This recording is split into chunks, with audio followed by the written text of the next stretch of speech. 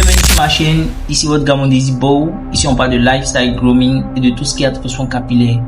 Waves. Aujourd'hui, on plonge dans un sujet essentiel pour tous ceux qui s'intéressent aux waves. La texture des cheveux et son lien avec la taille des waves. Pourquoi certains ont des waves plus larges et d'autres des waves serrées? C'est une question qui revient souvent et la réponse réside dans la nature même des cheveux.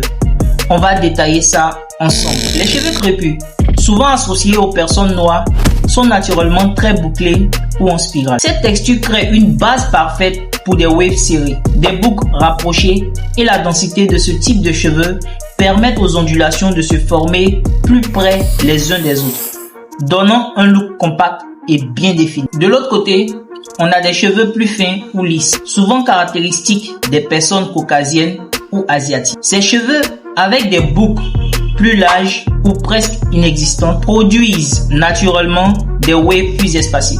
Les ondulations prennent plus de place, ce qui donne un effet de grande amplitude. Mais pourquoi les cheveux crépus donnent des waves serrées? C'est simple.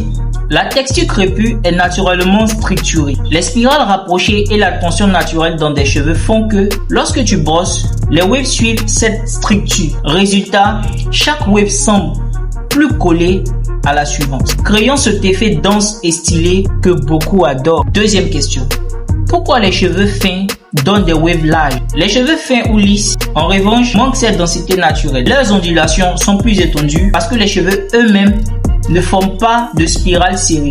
Quand tu brosses, les waves suivent cette structure ouverte, ce qui explique la distance importante entre chaque ondulation. Si tu regardes des waves d'un homme noir, elles seront souvent très serrées, presque compactes. À l'opposé, un homme blanc qui fait des waves aura des ondulations largement espacées. Ce n'est pas une question de technique, mais une question de texture naturelle des cheveux. Accepter et travailler avec sa texture. Beaucoup de gens pensent qu'ils peuvent changer complètement la taille de leur wave juste en brossant différemment. La vérité, c'est que ta texture de cheveux est la base. Comprendre si tes cheveux sont crépus, bouclés ou lisses te permettra de mieux gérer les attentes et de travailler en harmonie avec ce que tu as naturellement. Si tu as des cheveux crépus, tu peux jouer sur la définition et la profondeur des waves, mais elles resteront toujours serrées. Si tes cheveux sont fins ou lisses, tu peux maximiser leur amplitude et leur régularité, mais elles resteront larges. Au lieu de chercher à modifier ta texture, concentre-toi sur le fait de la mettre en valeur, car chaque type de wave a son charme. Les waves serrées donnent un look compact et puissant, tandis que les waves larges ont un style fluide et naturel. Tout dépend de ce que tu veux afficher. Les waves serrées, elles attirent l'attention par leur densité. Quand les ondulations sont rapprochées, elles créent un effet hypnotisant, surtout sous une bonne lumière.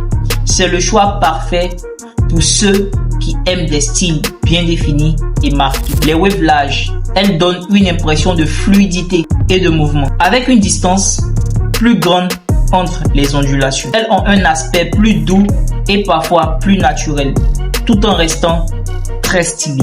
En résumé, la taille de tes waves est un reflet direct de la texture de tes cheveux. Cheveux crépus, wave serré. Cheveux fins ou lisses, wave large. Il n'y a pas de style meilleur ou moins bien. L'essentiel, c'est de comprendre la texture et d'apprendre à travailler avec. Dis-moi en commentaire quelle est la texture de tes cheveux et quel type de wave tu cherches à obtenir. Abonne-toi à ma chaîne pour plus de conseils et laisse un like si cette vidéo t'a aidé. On se revoit pour d'autres astuces. Jusqu'à là, reste wavy. Stay frais.